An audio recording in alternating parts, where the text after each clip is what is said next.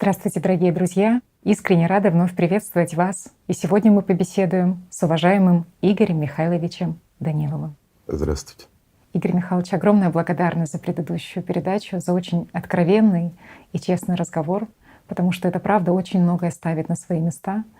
И огромная благодарность, что мы теперь можем увидеть больше вот эти причины равнодушия в мире и почему мы, люди, порой проходим мимо чужой беды и мимо чужих страданий. Потому что причина этому выученная наша беспомощность, и мы думаем, что мы якобы не можем ни на что повлиять, якобы мы не можем ничего изменить. И каждый раз, по сути, таким отрешением мы демонстрируем собственное бессилие и закрепляем вот этот результат вновь и вновь. И, конечно, огромной поддержкой являются ваши слова, что мы, люди, все таки можем вместе на очень многое повлиять и очень многое изменить, и построить прекрасный мир. Во-первых, спасти эту планету, а во-вторых, построить мир, где доминирующей ценностью будет жизнь человека, жизнь наших детей. И я бы хотела от лица наших зрителей поблагодарить вас за вот эти своевременные слова поддержки, потому что буквально накануне делились наши зрители тем, что приходили к ним такие двойственные мысли, потому что, с одной стороны, они чувствуют колоссальную ответственность, огромное рвение что-то делать, действовать для того, чтобы изменить, а с другой стороны, слышали и настойчивые мысли, что все пропало, глядя на то, что в мире происходит, и как вообще достучаться до всех, и задача такая уже невероятно сложная и, может быть, вообще непосильная. А дальше сознание говорит, что, может, у этой задачи и вовсе нет решения. Поэтому, конечно, вопрос такой: прокомментировать эту ситуацию. Есть ли решение у этой задачи? Скажем так, никогда перед человечеством не ставилась задача, которая бы не имела решения. Да, не всегда мы можем это решение увидеть сразу. Но поверьте, нет смысла ставить задачу, которую бы человечество не могло решить. Иногда приходится, конечно, прикладывать неимоверные усилия. Естественно, нас на этом пути ожидают и разочарования, ну и подъемы. Иногда мы радуемся малым успехам больше, чем большим победам, потому что с малых успехов зарождаются большие победы. Понимая это, зная это, мы все-таки сможем прийти к тому, к чему мы стремимся. Но в том случае, если мы не сдадимся, если мы сможем найти в себе силы и поделиться этими силами, знаниями и пониманием с другими людьми, все в действительности просто. Усложняет его, как всегда, наше сознание, которое подбрасывает массу сомнений, которое указывает нам на то, что происходит сейчас. И понимание, что времени остается все меньше и меньше. С каждым бесцельно прожитым днем, с каждым днем, в котором мы не смогли полностью реализовать все свои возможности, мы чувствуем и понимаем, что что-то мы упустили. Отсюда и зарождается этот наш пессимизм по отношению к картине мира в целом. Но с другой стороны, и таких людей понять можно, в которых зарождается это сомнение, глядя на детей, на собственных, глядя на то, что происходит за окном, что творится по миру, насколько климатические изменения набирают обороты и что происходит в мире в целом, с учетом войн, всех вот этих геополитических пертурбаций, которые происходят на сегодняшний день, непонятность, неуверенность в завтрашнем дне. Ну и естественно, что с каждым днем климат набирает все больший оборот. И действительно мы видим, что происходит сейчас по всему миру. Наводнения, землетрясения и многие, скажем, масштабные события, которые лишь усиливаются. И естественно, на нас может находить такая апатия, когда просто хочется сдаться. Но стоит ли сдаваться? Простой вопрос. Если мы сдадимся, то в чем тогда смысл? Мы имеем возможность реально решить поставленные задачи. Вопрос лишь в том, насколько эффективным и каким решением оно в целом будет. Я бы так сказал. Объясню. Вот смотрите, друзья, на сегодняшний день задача стоит простая. Если мы ничего не противопоставим тому, что вызывает, скажем так, те изменения, которые мы видим на нашей планете, а причина, она кроется во внешнем воздействии из космоса на нашу планету, на то, что внутри нашей планеты. Естественно, что происходит огромное выделение энергии. Как мы знаем, океан утрачивает свои функции, те, которые он выполнял миллионы и миллионы лет. И естественно, это приводит к тем событиям, в которых мы с вами уже живем. Понятно, что люди не хотят слышать. Это естественная реакция у людей. Обижаться на них тоже не стоит и отчаиваться не стоит. Но с другой стороны, мы должны как-то их убедить. Мы должны, да не убедить, а разъяснить. Ведь мы говорим правду, мы называем вещи своими именами. Ведь каждый нормальный, адекватный человек, он видит, что происходит. Понятно, что есть и те, которые говорят, что климат не меняется, но это страх. Это внутренний их страх, и одна из форм защиты — это отрицание очевидного. Но умные люди, они видят, они понимают и понимают, к чему это идет. Вот правильное пояснение им причинно-следственных связей как раз и может помочь нам в нашем решении. Вопрос в том, что хотят ли люди изменения формата общества. Здесь вопрос уже другой. Почему? Потому что это еще один страх. Мало того, что происходят глобальные климатические изменения, и мы рассказываем людям еще о том, что все равно мир меняется. Он уже не тот, который был раньше. Мир далеко не тот, который был 10 лет назад. И сейчас уже большие политики, мировые, они говорят о том, что мир действительно меняется, и нам придется жить в новых условиях. Мне нравится их оптимизм. То, что мир меняется, это замечательно. Но то, что придется жить в новых условиях, оно наполняет, согласитесь, каким-то оптимизмом, что жизнь сохранится. И вот многие понимают, что так должно быть. Нелогично, чтобы человечество закончило свое существование. Но хочется, чтобы было так. Но правда, она, знаете, она очень жестока, потому что мы очень жестоки. Мы как люди, мы в действительности безответственны, жестоки, жадны. Поэтому и мир такой. Но все можно изменить, если у нас будет такое желание. И вот приведу простой пример. Да, сложно решать, особенно такие серьезные задачи, когда это касается всего мира и других людей. Вот простой пример. Давайте представим с вами, друзья. Да, пофантазируем немножко, включим фантазию собственную. И скажем так, вот мы, ни на кого не опираясь, прекрасно понимая, что политикам не до климата, у них сейчас серьезные проблемы во всем мире, практически во всех странах. Ученым тоже не до этого, потому что они заняты кто чем, выживают как могут. Но климат меняется. И это является реальной угрозой нашим детям, да и нам самим. И вот в сложившейся ситуации наши друзья, наши ученые находят хоть какое-то решение. Или реальное решение, которое в действительности может изменить ситуацию к лучшему, или приостановить, или же вообще, скажем так, защитить нашу планету от климатических изменений. И вот здесь возникает другой вопрос, морально-этический. А имеем ли мы право использовать ту технологию, которую мы, к примеру, создали, для того, чтобы прекратить разрушающие климатические изменения? Простой вопрос.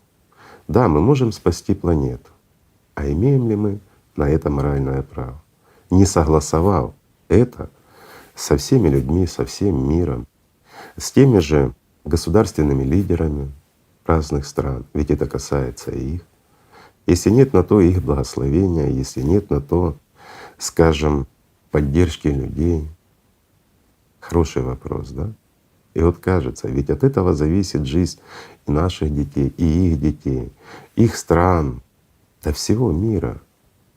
А получается, что мы не имеем такой возможности. Парадокс. Если мы используем эти технологии для того, чтобы сохранить собственную жизнь, то мы используем их вопреки воле, желанию и стремлению остальной части людей, а их большинство.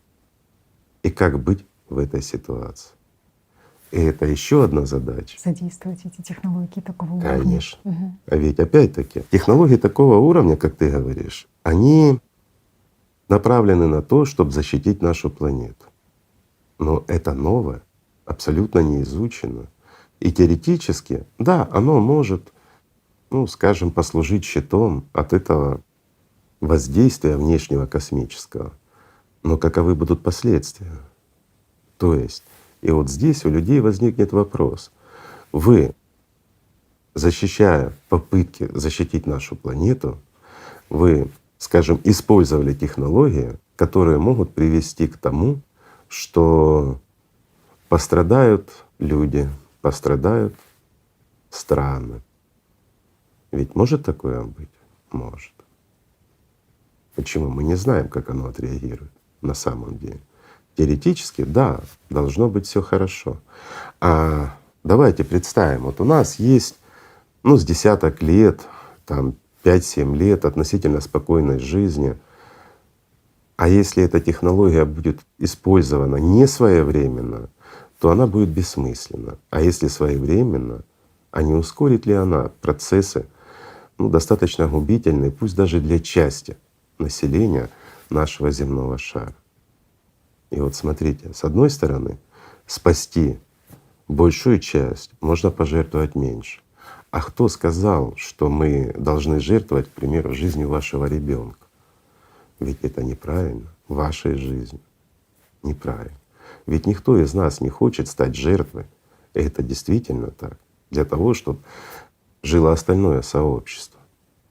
И как быть в этой сложившейся ситуации, не согласовав это с людьми? Простой вопрос. А есть другой путь. Вынести эти технологии на всеобщее обсуждение. Подключить ученых, подключить власть имущих. Но эти технологии сопряжены с новыми открытиями физики. И уже, скажем, на базе этих технологий ядерное оружие, оно становится, ну, нечто, знаете, вот пластмассовой лопаточкой в детской песочнице. Это так. Это действительно так. И что тогда? Тогда в попытке избавиться от одной проблемы мы как человечество обрекаем себя на что? На существование как биоробот? С одним желанием служить своему правителю? Ведь это легко на самом деле. Ну, некоторые скажут, а почему не использовать эти технологии, к примеру, к построению созидательного общества? Да? Есть масса людей, которые ну, не знают, не хотят, сомневаются, а ведь можно ж, воздействуя на людей, сделав их не рабами, а просто согласными на построение созидательного общества. И вот таким людям мы много писали об этом в действительности. А вот у меня к ним вопрос: а разве это не насилие? Конечно, насилие. А можно ли построить созидательное общество, начиная с насилия, с каких-то революций, пусть научно-технических, но по факту это насилие над людьми. Что значит заставить людей принять то или иное решение? Какое мы имеем право решать что-то за людей? А где свобода выбора, данная им Богом? Это противоречит естеству, значит, это неприемлемо. И вот смотрите, как интересно. У нас задача получается с множеством неизвестных, а решение найти надо. Я понимаю, что у некоторых наших друзей это может вызвать, ну, у одних надежды, у других разочарования, вообще сложившаяся картина мира. Но с другой стороны, это жизнь. Жизнь всегда полна неожиданностей, всегда полна каких-то противотечений и того, что нам не хочется. Но на то нам и дан разум. И если мы правильно его будем использовать, не ему служить, а его поставить на службу себе и всему человечеству, то я уверен, мы сможем прийти к определенному решению, нужному нам. А какое оно будет, решать людям. И вот исходя из этого всего, ну, я так скажу, друзья, придет время, когда мы станем на перекрестке. Оно уже не за горами. И исходя из этого решения, мы и будем с вами действовать. Но у нас есть два пути: плыть по течению или просто использовать другие технологии. Я не говорю о мирской жизни, я говорю сейчас о более высшем. Знаете, какая бы ни была ситуация в этом мире, что бы здесь ни происходило, но это все касается лишь временного нашего существования на этой планете. Оно все равно временно, так же, как и временно наша планета.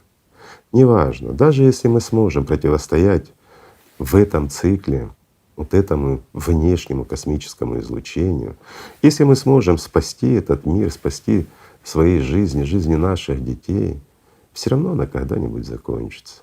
Пусть через миллионы лет, а может и раньше.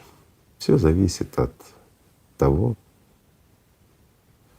как, скажем так, человеческое сообщество будет обращаться с этой планетой. Но на сегодняшний день то, что мы видим, мы обращались с нашей планетой так, что заслужили то, что происходит. Не будем углубляться в эту тему, она печальна, но это правда. И каждый из нас это понимает. Лучше вернемся к вопросу нерешенных задач.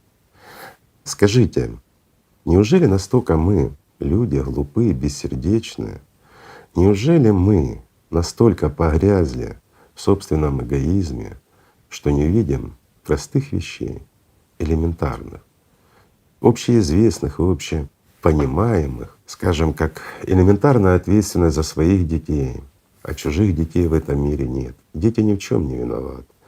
Да и взрослые, честно говоря, мало в чем виноваты, ведь нам навязывают наши мысли, которые, скажем так, вызывают в нас некие желания, ненависть, злость, стремление к доминации над кем-то или завладение чужим, или вплоть до того, что кто-то заслуживает смерти.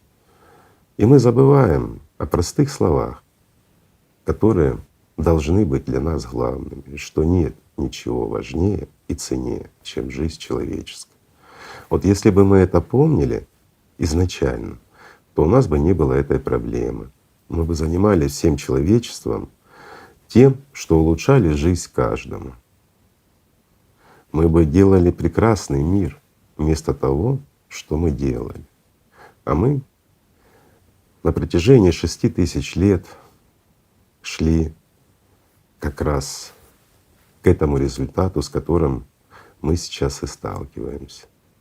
Да, нам повезло, как поколению, скажем так, встретиться глаза в глаза с Цербером. Но если с нами Бог, то и его мы сможем победить. А Бог — это любовь, это уважение друг к другу, это прежде всего объединение на простых, казалось бы, опять-таки естественных человеческих основах. Это то, что должно доминировать в этом мире. Но в этом мире доминирует власть, стремление к обогащению, к накоплению. И вот сейчас многие умные люди, глядя на то, что происходит в мире, прекрасно понимают, что мы шли не туда.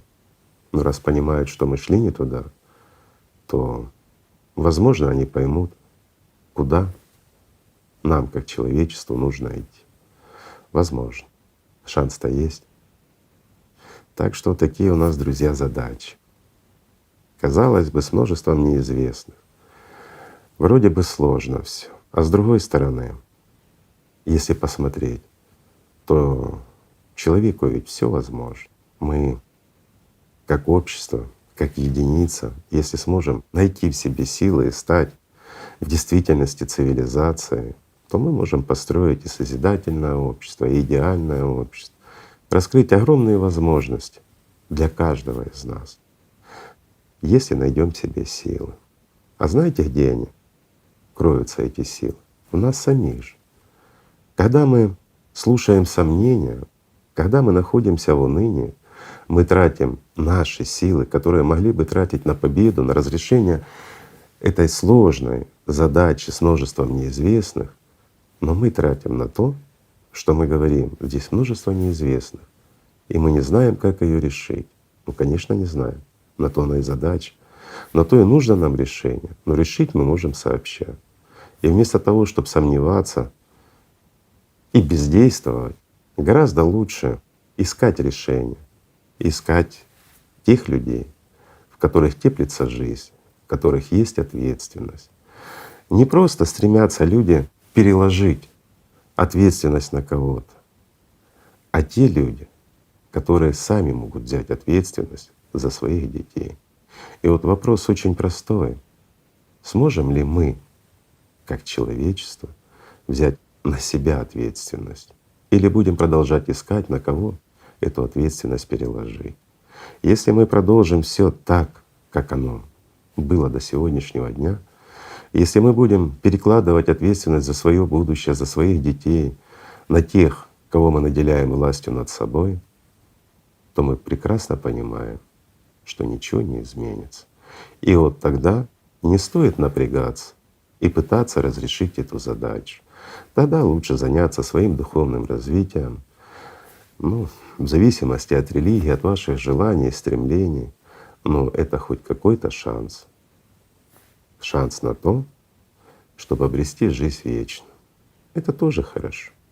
Особенно когда мир становится в такую ситуацию безысходности. Но безысходность или решение зависит от нашего выбора. Так что нерешаемых задач, друзья, просто быть не может. Все зависит от нас. Спасибо. Большое спасибо. Спасибо вам, друзья. Мир вам и любви Божией.